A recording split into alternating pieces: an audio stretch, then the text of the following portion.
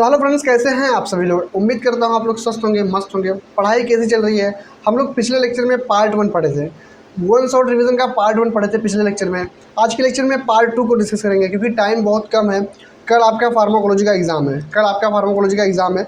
तो चलिए देख लेते हैं भैया पार्ट 2। ठीक है, पार्ट 2 यहाँ से स्टार्ट हो रहा है। ठीक है, D pharma second year pharmacology का वन शॉट रिवीजन है, जैसा कि आपको पता है।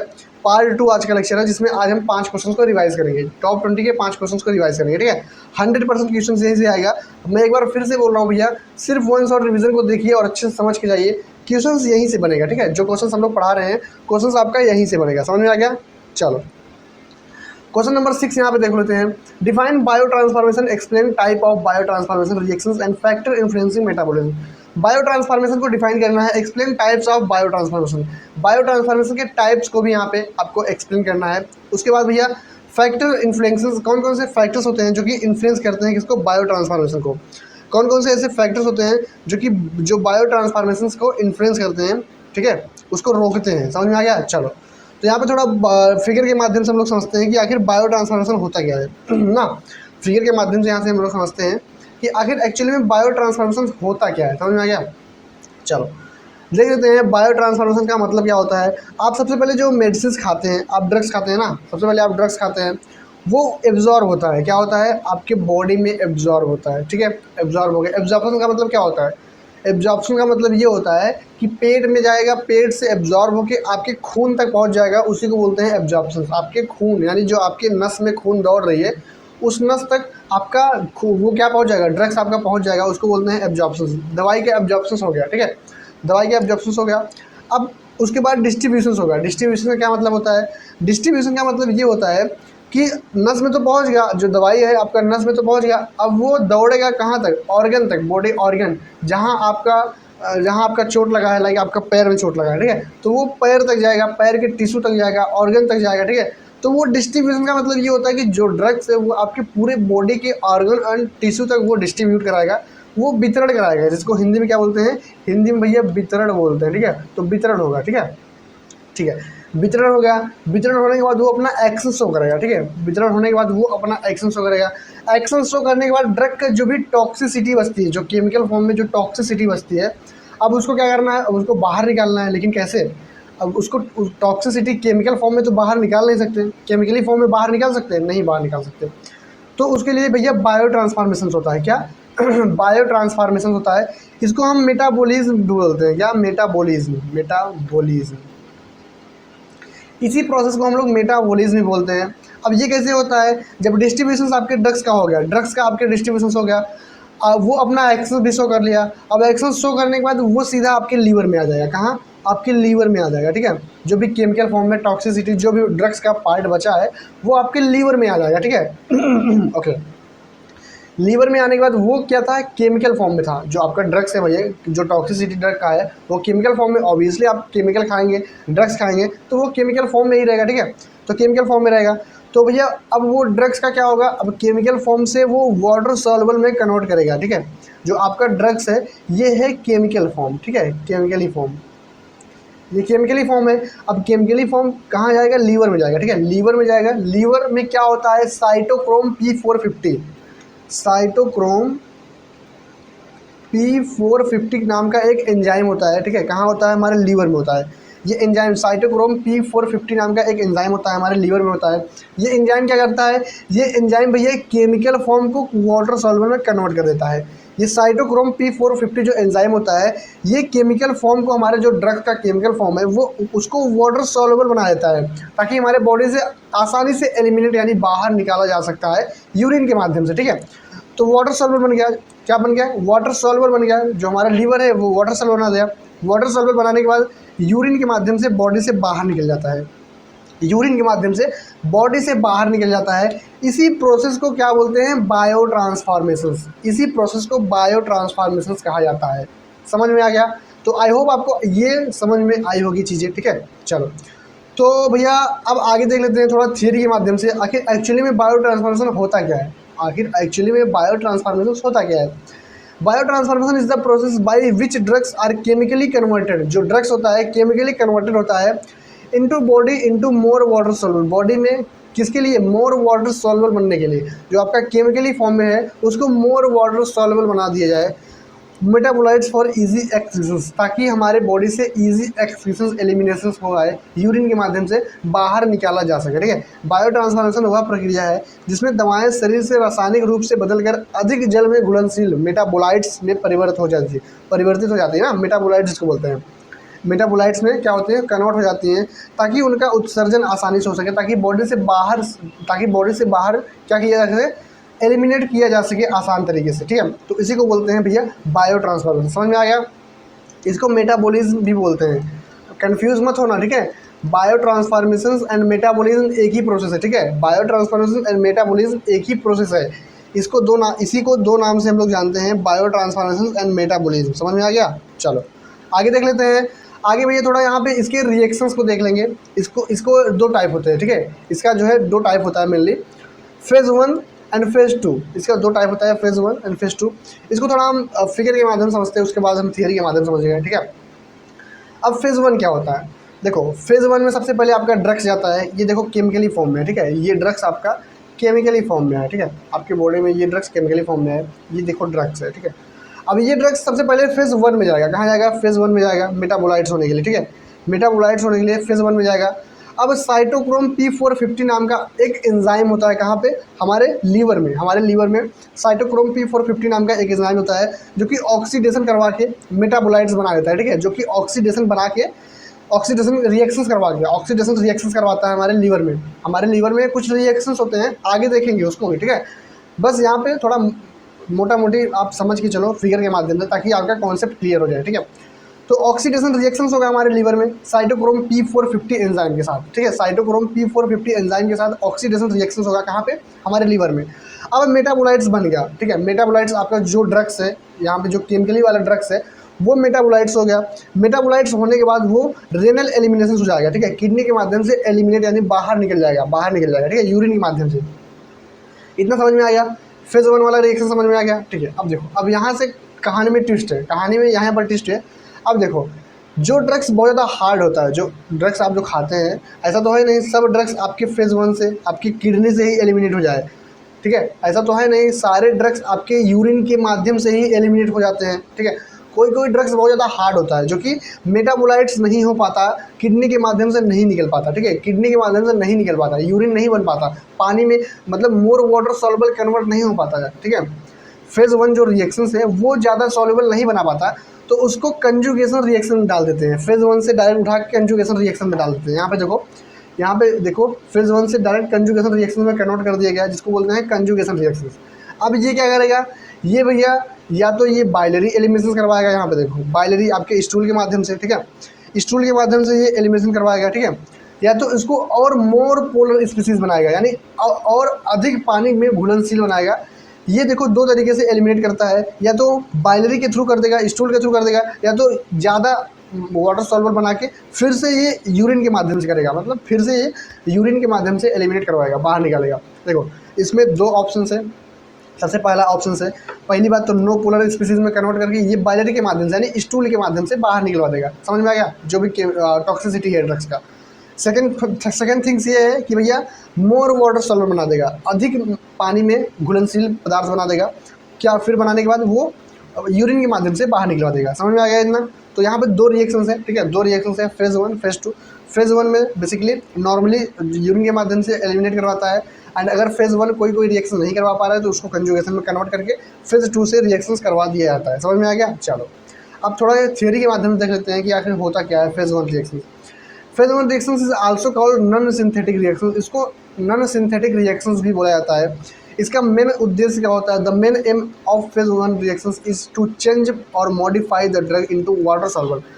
ड्रग को वाटर सॉल्युबल में कन्वर्ट कर दिया जाता है फेज़ 1 रिएक्शंस को, and water soluble compound so that they can easily eliminate from the body, ताकि वो बॉडी से आसानी से एलिमिनेट कर सके। ठीक है, बॉडी से बाहर निकल सके आसानी से यूरिन के माध्यम से, उसको बोलते हैं फेज़ 1 रिएक्शंस। इसमें जो एंजाइम होता है साइटोक्रोम P450, लीवर में जो एंजाइम होता है साइटोक्रोम P450, यही रिएक्शंस करवाता है। कौन कौन से reactions?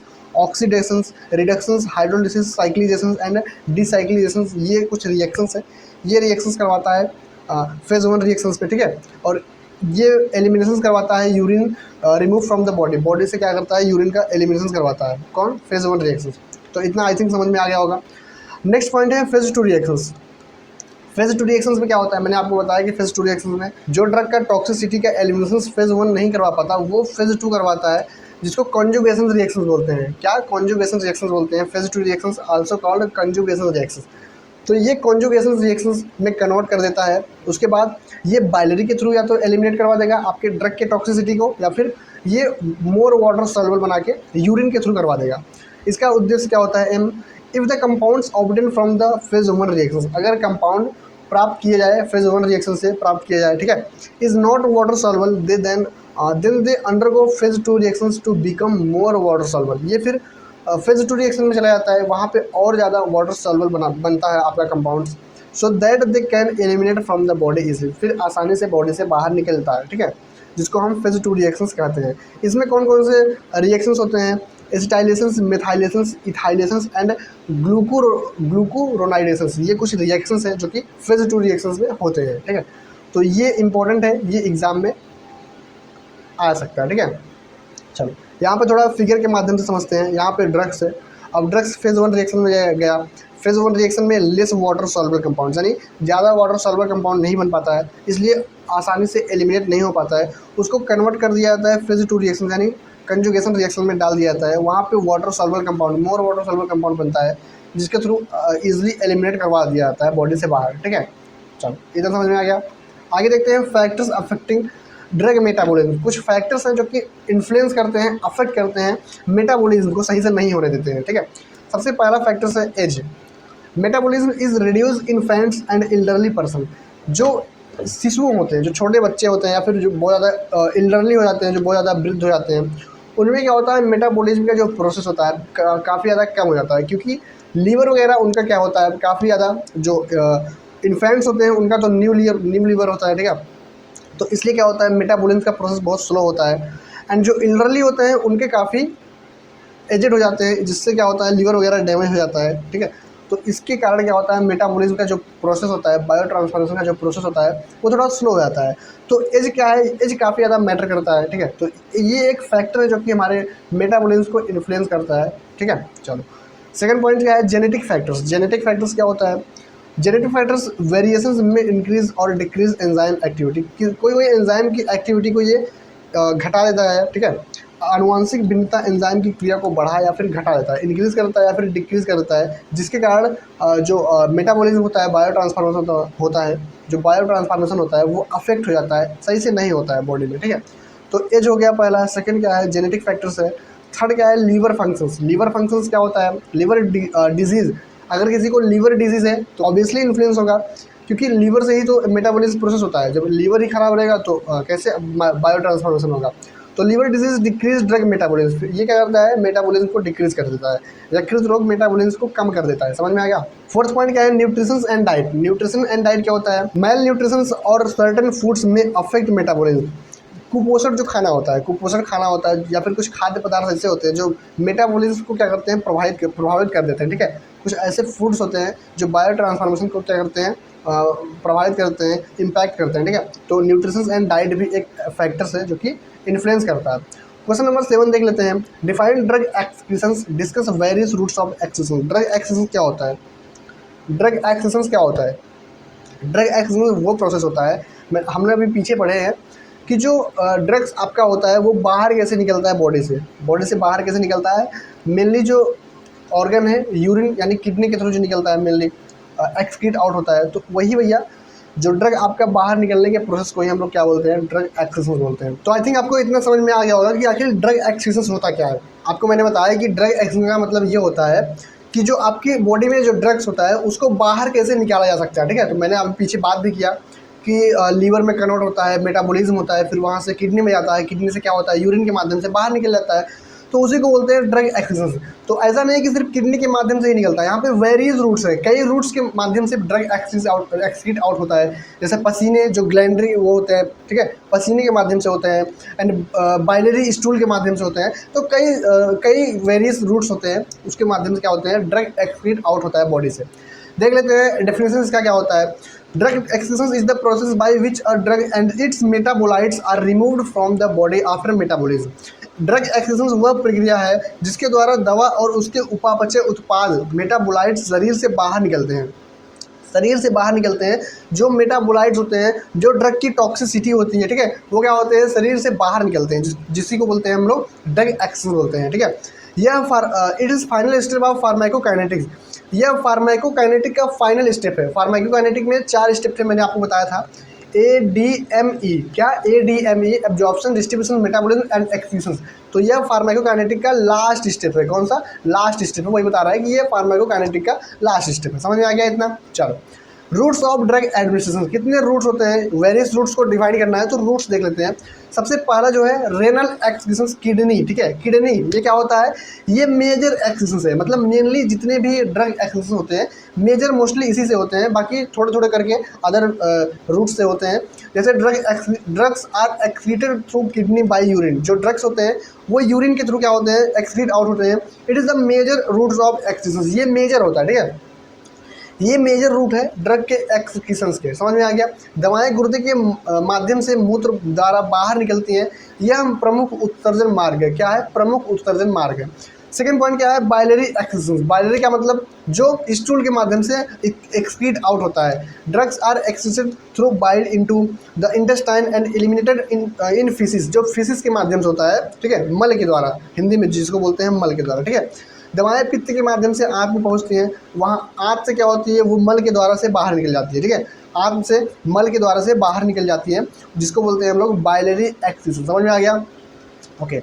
Sweet excretion, sweat excretion का मतलब क्या होता है, certain drugs are eliminated through sweets.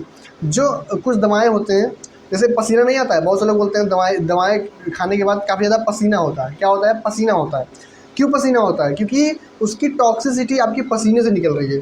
कुछ दवाएं क्या पसीने के माध्यम से बाहर निकलती है, कुछ दवाएं क्या होती है पसीने के माध्यम से दवाएं निकलती हैं, पसीने के माध्यम से एक्सक्रीट आउट होती है बॉडी से बाहर। ब्रेस्ट मिल्क, ब्रेस्ट मिल्क माँ के दूध से, क्या माँ के दूध से होता है।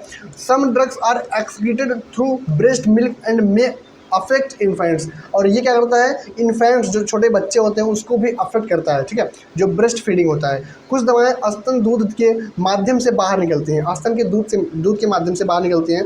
और जो शिशु होते हैं, जो इन्फेंट्स होते हैं, जो बच्चा अपनी माँ का दूध पी रहा है, ठीक है, उसको क्या करती है, उसको प्रभावित कर सकती हैं, उसको इम्पैक्ट कर सकती हैं, ठीक है। तो ये भी एक क्या है, रूट्स है, जिससे क्या होती है, ड्रग्स बाहर निकलती हैं, जो मेडिसिन से वो बाहर निकलती हैं, ठीक है। चलो, क्वेश्चन नंबर 8 देख लेते हैं। Explain the general mechanism of drug actions. Drug actions के जनरल मैकेनिज्म ऑफ एक्शंस को बताओ। तो मैकेनिज्म ऑफ ड्रग एक्शंस क्या होता है एक्चुअली में, ये बताओ। सबसे पहले उसका डेफिनेशन देखते हैं, देख लेते हैं। Mechanism of drug actions, drug actions refers two way in which a drug produced its effect in the body. मतलब ड्रग आपकी बॉडी में कैसे इफेक्ट शो कर रहा है, कैसे वो अपना मैकेनिज्म ऑफ एक्शन शो कर रहा है, उसी को बोलते हैं मैकेनिज्म ऑफ ड्रग एक्शंस। तो यहाँ पे थोड़ा देख लेंगे general mechanism of drug actions क्या होता है आगे, ठीक है। General mechanism of drug action में कई मैकेनिज्म हैं, आप ये बोल सकते हैं कई मैकेनिज्म हैं, जैसे रिसेप्टर पे बाइंड करके, रिसेप्टर को ब्लॉक करके, रिसेप्टर को ओपन करके, एंजाइम को इनहिबिट करके, ऑन चैनल पे बाइंड करके, ठीक है। तो ऑन चैनल पे बाइंड करके अपना एक्शन शो करता है, फिजिकल एक्शंस है, ठीक है। तो कई यहाँ पे एक्शंस मैकेनिज्म ऑफ एक्शंस है। तो यहाँ पे कई मैकेनिज्म ऑफ एक्शन है। सबसे पहला क्या है, रिसेप्टर मैकेनिज्म। रिसेप्टर क्या होता है, drug act binding specific receptor. Drug bind करता है किसी एक स्पेसिफिक रिसेप्टर पे, ठीक है, उसको क्या करता है, प्रोड्यूस करता है रिस्पॉन्स के लिए प्रोड्यूस करता है, तभी आपकी बॉडी में प्रतिक्रिया उत्पन्न होती है, तभी क्या होती है, प्रतिक्रिया उत्पन्न होती है, तभी आपकी बॉडी में ड्रग का एक्शन शो होता है। तो जैसे आप कोई ड्रग खाएं, खाने के बाद उसका एब्जॉर्प्शन होगा, डिस्ट्रीब्यूशन होने के बाद वो जाएगा रिसेप्टर से बाइंड करेगा और बाइंड करके जो भी करना है, ब्लॉक करवाना है उसको या फिर ओपन करवाना है, ठीक है, तो ब्लॉक करवा के अपना एक्शन शो करेगा। सेकंड पॉइंट क्या है, एंजाइम इनहिबिट करके, कोई एंजाइम को इनहिबिट करके अपना एक्शन शो करता है। Some drugs act by inhibiting enzyme and blocking biochemical reactions. कुछ दवाएं एंजाइम को रोककर जैव रासायनिक क्रियाओं को अवरुद्ध करती हैं। क्या करती हैं, जैव रासायनिक क्रियाओं को अवरुद्ध करती हैं। कौन भैया, एंजाइम इनहिबिशंस, ठीक है, एंजाइम इनहिबिशन अवरुद्ध करती हैं। तो ये भी एक पॉइंट्स हैं जो कि अफेक्ट करती है। आयन चैनल एक्शंस, कि कोई ड्रग्स क्या होता है, आयन चैनल इफेक्ट शो करता है, आयन चैनल पे इफेक्ट बाइंड करके अपना एक्शन शो करता है। ड्रग्स में ओपन और क्लोज आयन चैनल, ड्रग क्या करते हैं, कोई आयन चैनल ओपन करते हैं, कोई ब्लॉक करते हैं, एंड ये करके अपना एक्शन शो करते हैं। ठीक है, दवाएं आयन चैनल को खोल या बंद करके कोशिका के कार्य को बदल सकती है। ठीक है, तो ऐसे भी ड्रग अपना एक्शन शो करता है। फोर्थ पॉइंट क्या है, फिजिकल एक्शन। फिजिकल एक्शन में क्या होता है, drugs, some drugs act by physical properties such as absorption और ऑस्मोटिक इफेक्ट। कुछ दवाएं अपने भौतिक गुणों जैसे अवशोषण या परासरण प्रभाव द्वारा कार्य करती हैं।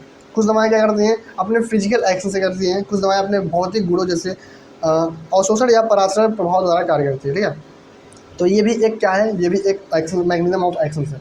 यहाँ पे फैक्टर्स मॉडिफाइंग ड्रग एक्शन देख लेते हैं कि कौन कौन से ऐसे फैक्टर्स हैं जो कि ड्रग के एक्शंस को मॉडिफाई कर देते हैं। ठीक है, बदल देते हैं।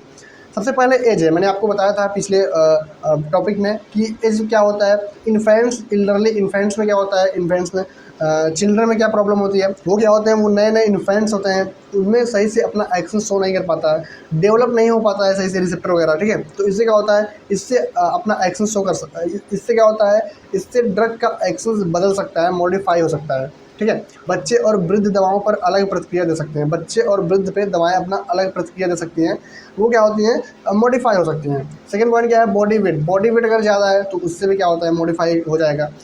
Does is often adjusted according to body weight. खुराक अक्सर शरीर के वजन के अनुसार निर्धारित की जाती है। खुराक क्या होता है, अक्सर शरीर के वजन के अनुसार निर्धारित की जाती है, अदरवाइज वो क्या होगा, वो एक्शन से बदल जाएगा। थर्ड पॉइंट क्या है, सेक्स। सेक्स क्या होता है, हार्मोनल डिफरेंस में इन्फ्लुएंस ड्रग रिस्पॉन्स। हार्मोनल अंतर दवाएं की प्रतिक्रिया को प्रभावित कर सकती है। जो हार्मोनल अंतर होती है, डिफरेंस होती है, ये इन्फ्लुएंस कर देती हैं ड्रग के रिस्पॉन्स के, ड्रग के रिस्पॉन्स को इन्फ्लुएंस कर देती है। समझ में आ गया? ओके। डिजीज़ कंडीशन, अगर कोई क्रोनिक डिजीज़ ऑलरेडी पेशेंट को है, जैसे लीवर डिजीज़ या फिर किडनी डिजीज़ है, तो वो भी क्या करते हैं, मॉडिफाई कर देती है हमारे ड्रग के एक्शंस को। ड्रग काम सही से नहीं करेगा। ड्रग इंट्रैक्शंस क्या होता है, ड्रग इंटरेक्ट करते हैं, प्रतिक्रिया कर लेती है। वन ड्रग्स में इंक्रीज और decrease the effect of another drugs. एक ड्रग्स दूसरी ड्रग के इफेक्ट को बढ़ा सकती है, घटा सकती है। एक ड्रग्स दूसरी ड्रग्स को इफेक्ट को बढ़ा सकती है, घटा सकती है। ठीक है, एक दवा दूसरी दवा के प्रभाव को बढ़ा या घटा सकती है। तो ये भी एक ऐसा फैक्टर्स है जो कि ड्रग के एक्शंस को मॉडिफाई कर देता है। समझ में आ गया? चलो, कोलिनर्जिक ड्रग क्या होता है, right a detail note on cholinergic drugs and anti cholinergic drug. यहाँ पे कोलिनर्जिक ड्रग लिखना है एंड एंटी कोलिनर्जिक ड्रग लिखना है। तो बताओ भैया, कोलिनर्जिक ड्रग आप लोग पढ़े हैं, तो बताओ भैया कोलिनर्जिक ड्रग क्या होता है। कोलिनर्जिक ड्रग ऐसा ड्रग्स होता है जो एसिटाइल कोलिन की जैसा नकल करता है, mimic the actions of acetyl Colin. मतलब एसिटाइल कोलिन की जैसा नकल करता है, जिसको हम कोलिनर्जिक ड्रग बोलते हैं। Cholinergic drugs are drugs that mimic the actions of acetyl choline and stimulate cholinergic receptor. ये कोलिनर्जिक रिसेप्टर को, हमारे बॉडी में कोलिनर्जिक रिसेप्टर है राइट, उसको ये स्टिमुलेट करता है, उत्तेजित कर देता है। कोलिनर्जिक दवाएं वे दवाएं होती हैं जो एसिटाइल कोलिन के प्रभाव की नकल करता है। ओके, समझ में आ गया? एसिटाइल कोलिन के प्रभाव की नकल करता है और कोलिनर्जिक रिसेप्टर को उत्तेजित कर देता है। कोलिनर्जिक के रिसेप्टर को उत्तेजित कर देता है, जिसको हम कोलिनर्जिक ड्रग बोलते हैं। अब आपके माइंड में आ रहा होगा कि भैया एसिटाइल कोलिन आखिर क्या होता है, क्या करवाता है हमारे बॉडी में, इसका क्या काम होता है। कोलिनर्जिक ड्रग तो एसिटाइल कोलिन की नकल करता है, आखिर एसिटाइल कोलिन क्या होता है पता होना चाहिए ना। आखिर एसिटाइल कोलिन क्या होता है, तो एक प्रकार का ऑटोनॉमिक नर्वस सिस्टम है। एसिटाइल कोलिन एक प्रकार का ऑटोनॉमिक नर्वस सिस्टम है।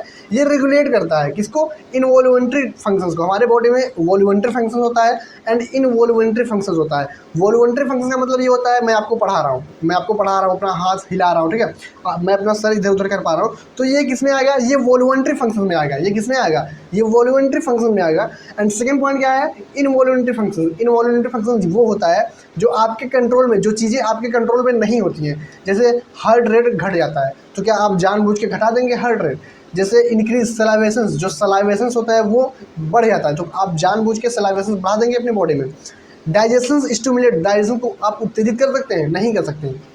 तो वही बोल रहा है, इनवॉल्यूमेंट्री जो फंक्शंस होता है उसको आप रेगुलेट नहीं कर सकते। ठीक है, तो एसिटाइल कोलिन क्या करता है, इसको रेगुलेट करता है। Acetyl choline regulate the body autonomic involuntary function. ये इनवॉल्यूमेंट्री फंक्शंस को रेगुलेट करता है, जैसे हमारे बीपी को घटाता है, इंक्रीज करता है सलाइवेशंस को, स्टिमुलेट करता है, डाइजेशन को उत्तेजित करता है, प्यूपिल को कॉन्स्ट्रिक्ट करता है, ठीक है, और यूरिन को प्रमोट करता है एंड ब्रोंको कॉन्स्ट्रिक्शंस करवाता है। ठीक है, ब्रोंको में कॉन्स्ट्रिक्शंस करवाता है, यानी सिकोड़ देता है ब्रोंको, ठीक है, ब्रोंक्यूल्स। तो ये क्या, ये भैया एसिटाइल कोलिन का काम है। ठीक है, ये पूरा फंक्शन एसिटाइल कोलिन करवाता है। तो समझ में आ गया ना, तो समझ में आ गया ना कि एसिटाइल कोलिन क्या करवाता है। तो जो एसिटाइल कोलिन करवाता है सेम वही cholinergic mimic the actions of acetyl Colin. समझ में आ गया ना। चलो आगे देख लेते हैं इसके क्लासिफिकेशन बहुत सिंपल है, बहुत सिंपल दिया है, क्योंकि एग्जाम में आप आसानी से बना सकते हैं। कोलिनर्जिक ड्रग को हम पैरासिम्पैथोमाइमेटिक ड्रग बोलते हैं। क्या बोलते हैं? पैरासिम्पैथोमाइमेटिक ड्रग बोलते हैं। यहाँ पे देखो 2 पॉइंट्स है। सबसे पहला पॉइंट है डायरेक्ट एंड इनडायरेक्ट। पहला डायरेक्ट है एंड सेकंड क्या है? इनडायरेक्ट। डायरेक्ट में देखो कुछ ड्रग्स हैं डायरेक्ट, जैसे एसिटाइल कोलिन है, मेथाकोलिन है, कार्बाकोल है, बेथाइनोकोल है एंड पिलोकार्पिस। तो यहाँ पे 4-5 ड्रग्स हैं जो कि आप आसानी से याद कर सकते हैं। इनडायरेक्ट में रिवर्सिबल है एंड इरिवर्सिबल, बस इतना ही याद कीजिए, ठीक है। रिवर्सिबल एंड इरिवर्सिबल, भैया आपको पूरे नंबर मिलेंगे अगर ये क्लासिफिकेशन आप छाप देंगे तो पूरे नंबर मिलेंगे। डेफिनेशन के साथ साथ आप क्लासिफिकेशन को आपको छापना पड़ेगा, ठीक है। अब देख लेते हैं डायरेक्ट एक्टिंग कोलिनर्जिक ड्रग क्या होता है। इसका टाइप्स को थोड़ा हम लोग पढ़ लेते हैं डिटेल में, ठीक है। डायरेक्ट एक्टिंग कोलिनर्जिक ड्रग क्या होता है? Are agents that directly bind to and stimulate cholinergic receptor. ये डायरेक्टली बाइंड करता है इस रिसेप्टर से, कोलिनर्जिक रिसेप्टर से डायरेक्टली बाइंड करता है और उसको उत्तेजित करता है mimicking the actions of acetylcholine. ये एसिटाइलकोलिन के जैसा अपना एक्शन शो करता है। हमने पीछे पढ़ा कि क्या क्या एक्शन शो करता है, ठीक है। चलो इतना समझ में आ गया ना कि डायरेक्ट एक्टिंग कोलिनर्जिक ड्रग क्या होता है। ये डायरेक्ट स्टिमुलेट करता है रिसेप्टर से बाइंड करके और एसिटाइलकोलिन की नकल करता है। समझ में आ गया? चलो इनडायरेक्ट क्या होता है? Indirect cholinergic drugs are agents that increase the level of acetylcholine. ये एसिटाइलकोलिन के लेवल को इंक्रीज करता है, उसके इफेक्ट को इंक्रीज करता है by inhibiting the acetylcholinesterase enzyme. Acetylcholinesterase enzyme होता है हमारे बॉडी में, तो उसको ये इनहिबिट करता है, यानी ख़त्म करता है और ख़त्म करके एसिटाइलकोलिन के एक्शंस को बढ़ा देता है, इंक्रीज करता है। इनडायरेक्ट एक्टिंग कोलिनर्जिक ड्रग्स वे औषधियाँ हैं जो एसिटाइलकोलिन स्ट्रेस एंजाइम को अवरुद्ध करके एसिटाइलकोलिन का स्तर को बढ़ा देती है, उसके लेवल को बढ़ा देती है, जिसको हम इनडायरेक्ट एक्टिंग कोलिनर्जिक ड्रग बोलते हैं। फार्माकोलॉजिकल एक्शन देख लेते हैं कि आखिर कोलिनर्जिक ड्रग का फार्माकोलॉजिकल एक्शन क्या होता है। तो हमने अभी पीछे पढ़ा भी कि एसिटाइलकोलिन क्या करता है? डिक्रीज हार्ट रेट को घटाता है, इंक्रीज ग्लैंडुलर सिक्रीशंस को क्या करता है? बढ़ाता है, कॉन्स्ट्रिक्ट पीपल को कॉन्स्ट्रिक्ट सिकोड़ देता है, इंक्रीज गैस्ट्रोइंटेस्टाइनल मोटिलिटी, आंत की गतिशीलता को बढ़ा देता है। तो ये क्या है? ये फार्माकोलॉजिकल एक्शन है जो कि हमारे बॉडी में शो होता है अगर आप कोलिनर्जिक ड्रग खाएंगे, ठीक है, लेंगे। इंडिकेशंस कब कब यूज़ किया जाता है कोलिनर्जिक ड्रग कब कब यूज़ किया जाता है? तो ग्लूकोमा यानी एक आँख का डिजीज़ है। क्या है? एक आई डिजीज़ है जिसमें आईओपी बढ़ जाता है, इंट्राऑकुलर प्रेशर बढ़ जाता है, ठीक है। तो इस कंडीशन में यूज़ किया जाता है। माइस्थेनिया ग्रेविस क्या होता है? ये एक ऑटोनॉमिक डिसऑर्डर्स है। इसमें क्या होता है? जो नर्व्स होता है और मसल्स होता है उसके बीच का कम्युनिकेशन रुक जाता है। नर्व और मसल्स के बीच का कम्युनिकेशन रुक जाता है, ठीक है। तो ये एक प्रकार का डिजीज़ है। पोस्ट ऑपरेटिव यूरिनेशंस में यूज़ करते हैं। ऑपरेशंस होने के बाद जो यूरिनेशंस रुक जाता है, ठीक है, तो उसमें हम इसका यूज़ करते हैं। किसका? कोलिनर्जिक ड्रग का। कॉन्ट्रा इंडिकेशंस कहाँ यूज़ नहीं करते? अस्थमा जो डिजीज़ होता है, अस्थमा में हम यूज़ नहीं कर सकते। पेप्टिक अल्सर में यूज़ नहीं कर सकते। ब्रेडिकार्डिया अगर हृदय गति धीमी हो जाती है, हाइपोटेंशन निम्न रक्तचाप कम हो जाता है, तो उस कंडीशन में हम यूज़ नहीं करते हैं। एंटीकोलिनर्जिक ड्रग क्या होता है? एंटीकोलिनर्जिक ड्रग कोलिनर्जिक ड्रग का सेम अपोजिट है। अगर वो क्या करता है? वो स्टिमुलेट करता है तो ये ब्लॉक करेगा, वो स्टिमुलेट करता है तो ये ब्लॉक करेगा। देखो anticholinergic drugs block the actions of acetylcholine. ये एसिटाइलकोलिन के एक्शन को ब्लॉक कर देगा। कोलिनर्जिक वो स्टिमुलेट करता है, ये ब्लॉक करता है, ठीक है। कोलिनर्जिक रिसेप्टर पे एसिटाइलकोलिन के एक्सेस को ब्लॉक करता है, जिसको हम एंटीकोलिनर्जिक ड्रग के नाम से जानते हैं। इसका example atropine, scopolamine and ipratropium, 3 example है। ये आप क्लासिफिकेशन भी बना के लिख सकते हैं। ये कुछ ड्रग्स हैं जो कि इसके एग्जांपल है, ठीक है। चलो क्लासिफिकेशन देख लेते हैं इसका एंटीकोलिनर्जिक ड्रग का। सबसे पहले मस्करेनिक एंटागोनिस्ट है एंड सेकंड क्या है? निकोटिनिक एंटागोनिस्ट है। Muscarinic antagonist and nicotinic antagonist है। तो मस्करेनिक एंटागोनिस्ट में ब्लॉक द मस्करेनिक रिसेप्टर, ये मस्करेनिक रिसेप्टर को ब्लॉक करता है। इसके एग्जांपल जैसे एट्रोपिन, स्कोपोलामाइन, इप्राट्रोनियम, ट्रोपिकेमाइड्स एंड पायरेंजीपिन, ठीक है। ये कुछ ड्रग्स हैं जो कि मस्करेनिक एंटागोनिस्ट पे बाइंड करते हैं, उसको ब्लॉक करते हैं एंड अपना एक्शन शो करते हैं। निकोटिनिक एंटागोनिस्ट में देख लेते हैं, ब्लॉक द निकोटिनिक रिसेप्टर को ब्लॉक करते हैं, जैसे पैनाक्यूरोनियम एंड वेक्यूरोनियम। पैनाक्यूरोनियम एंड वेक्यूरोनियम ये क्या है? ये 2 ड्रग्स हैं जो क्या करते हैं? ब्लॉक करते हैं निकोटिनिक रिसेप्टर पे ब्लॉक करते हैं। इसको न्यूरोमस्कुलर ब्लॉकर्स के नाम से भी जानते हैं। क्या? न्यूरोमस्कुलर ब्लॉकर के नाम से जानते हैं। फार्माकोलॉजिकल इफेक्ट इसका देख लेते हैं, क्या अपना एक्शन शो करता है। तो हार्ट रेट को सबसे पहले ये इंक्रीज करेगा, वो डिक्रीज करता था। कोलिनर्जिक ड्रग डिक्रीज करता था लेकिन ये इंक्रीज करता है, यानी अपोजिट काम कर रहा है। मैंने आपको बताया ना कि अपोजिट काम कर रहा है। डिक्रीज सिक्रीशन, वो इंक्रीज करता था सिक्रीशन को, ये डिक्रीज कर रहा है सिक्रीशन को। डायलेट पीपल, वो कॉन्स्ट्रिक्ट करता था, ये डायलेट करता है, जिसको माइड्रियासिस बोलते हैं।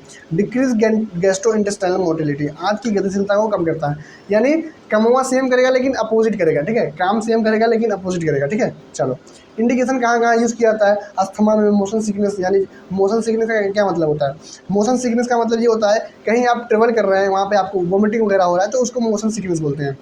प्री एनास्थेटिक मेडिकेशन एनास्थीसिया से पहले दिया जाता है, कहीं आपको ऑपरेशन वगैरह होना है, कहीं चोट लग गया, स्टिच टाका वगैरह मारना है, ठीक है, तो एनास्थेटिक्स मेडिकेशन से पहले दिया जाता है। ऑर्गेनोफॉस्फेट पॉइजनिंग, ऑर्गेनोफॉस्फेट पॉइजनिंग क्या होता है?